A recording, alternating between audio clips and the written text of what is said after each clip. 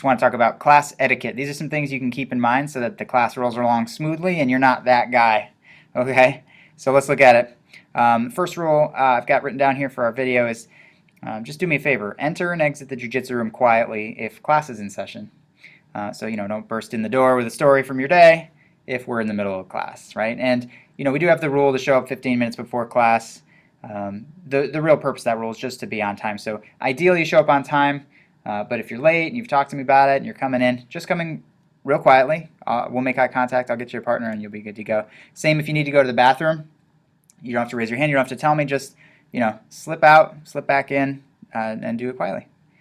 For off-topic conversation, follow my lead. It's not that we'll never sort of talk about something besides the move we're doing while we're in the jiu-jitsu room, but really follow my lead on this. Like, try not to pull us in the direction of a conversation off topic. And sometimes I'll digress. It's just going to be part of the nature of the thing. We'll have a lot of fun. But for off-topic conversation, follow my lead, which really means keep the conversation topic on the moves. This is 45 minutes, at the end of which you can let your mind relax and stuff. But if you can stay focused for that 45, you'll get the most out of it for your training. Let the instructor do the teaching. I talked about this in the rules, but pretty important to know that after I show a move, if I'm walking around and then you're showing your move to your showing the same move to your partner, you might get a detail wrong. So a lot of teachers would be offended by that, and it's just not a habit you want to have, right? You always want to call the black belt over. If we ever have a seminar, you absolutely cannot be doing that. That is offensive to most teachers. So once you learn the move, temptation is to talk your partner through it. You can help your partner know if they're heavy or not, but please don't reteach the move, because it could be that that we're playing a game of operator when I'm standing right there and I could just give you the most clear answer related to the technique. Okay, thanks. And raise your hand with any questions. The way I am, I'm easy to get off track. Okay, so if I'm teaching class, and this is the case for a lot of teachers I know, it's easy to get off track, and then it's hard to just cut back to where you were or even know where you were. So if I'm teaching, you do me the favor of raising your hand if you have any questions. I can say, okay, hold on one sec, I'll finish my thought and then we'll get to your thought. That's really the best way for everybody else to be able to follow both conversations rather than split them. Let's do them one at a time.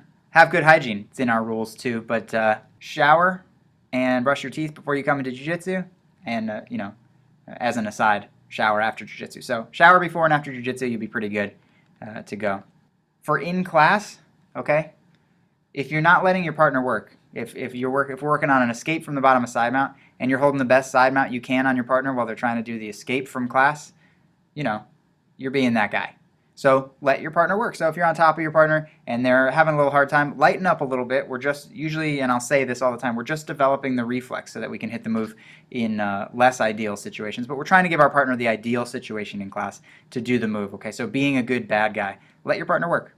Alrighty, and lastly, do more reps. This is on our sign, but you got to assume your partner wants to get in as many reps as they can too. Okay, so don't follow each other's lead about taking a break after you do a few reps. You really want to get in as many as you can. When I go to a seminar, especially if I'm partnered with somebody I don't know, I assume the person who's there, that's spending money to be there and learning, wants to really get as many repetitions in as possible, because a lot of times at a seminar you're learning a move you haven't seen before, and that's how class should be for you guys. And what you should really do is do the move, hop right back up, do the move, hop right back up, and do the move again, right? So eliminate the time in between reps, get as many in as you can.